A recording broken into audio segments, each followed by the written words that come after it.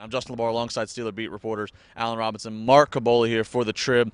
Guys, fines came down today on Wednesday, $100,000 for Coach Tomlin for the incident of stepping onto the field during the kick return last week against the Ravens, and also potential draft picks could be pulled away. Alan, start with you. Your agreement or disagreement to this? I don't have an agreement or disagreement. I mean, the NFL obviously is trying to send a message here. Why is this on this? The Jets also were fined $100,000 when an assistant coach actually interfered with a kickoff return in 2010. The difference here is this is a head coach. He's held to a higher standard. The league is trying to send a message here. They don't want sideline people, especially head coaches, becoming involved in the field of play. It's a pretty stiff penalty. They could have suspended him. I didn't think they were going to, and they didn't. The possible loss of draft picks, this gives them they could do all kinds of things this way. They could take away a 7th-round pick. They could take away a conditional pick. They could move them down and around. I think they floated this out there because they want the team to suffer for what the head coach did. Again, if this had been an assistant coach or something else, I think there would have been a different punishment. But this is head coach, one of the highest high visibility head coaches in the National Football League, one of the signature guys that the National Football League is known for nationally and worldwide. And they wanted to send a message, and I think they sent a pretty strong one. Mark Kaboly, do you agree with the message? Yeah, I mean, all things considered here, I think they got off kind of the best way they possible. $100,000 fine might be a lot of money, sure, but like Alan said, he didn't lose a game to suspension, and the draft picks are still out there. I think that's where me and Alan differ a little bit. I think they just floated those draft picks as still as a possibility, just to set a precedent to the league to tell them to watch out. We're really serious about this.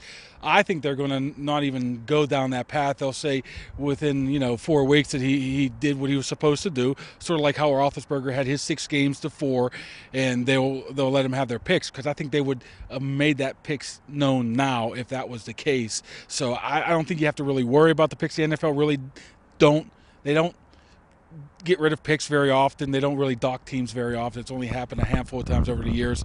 So I think it's best case scenario. He was going to get fined. He had to get fined. Move on. And I think this is probably the perfect ending for the Steelers right now. I think there will be some draft pick modification. Remember back in 2001, the Steelers lost a 3rd-round pick, and that's a very, very stiff penalty. They lost his 3rd-round pick just because they made a minor salary cap violation with Will Wolford. They paid him a bonus that he actually was due but had been taken out of his contract, and that put them over the cap. I think the league views this as a more stringent matter, and I think they will do something. But there's all kinds of options they have. They could take away a 7th-round pick. They could move him down and around. There's all ways of doing this. They can send a message, but you not severely penalize the Steelers. It's also a tougher league now than it was at that point as well. Sure. All right, guys, real quick, the Steelers are going to have to put this behind them. And Game? There is a game. They're going to have to put this behind them as they host the Miami Dolphins. And another big storyline that's talked about is the return of Mike Wallace to Heinz Field. Of course, he'll be wearing the orange and green. Real quick predictions. Mark Kaboly, Dolphins, Steelers, must win for the Steelers. I think I like the Steelers in this one. I don't think Miami has enough offense in this game. I think the Steelers will keep the fans' misery right at their fingertips, keeping them in it until the end. I think the Steelers win this game 24-14. Will Mike Wallace be booed? What kind of question is that? He was booed when he played for the Steelers and having 70 catches and 1,000 yards. God was a pretty good player for the Steelers. Would he have 26 touchdown catches his last 3 years? Fans ought to remember that. I think the Steelers win 24-21. Like Mark said, they'll drag this out another week. But also, too, oftentimes you see when adversity strikes, you'll see a team kind of rally around. And rather than becoming a distraction, it becomes a rallying point. I mean, the Dolphins had all that stuff going on with the Jonathan Martin thing. They looked like they were a team that was, left for dead. But now they have a better record than the Steelers. They're 6-6 and had won 3 in a row. Sometimes you'll see teams rise up and respond to adversity like this, and I think the Steelers will do that this week. It's a lot to keep track of. Of course, TribLive.com and the Pittsburgh Tribune-Review newspaper.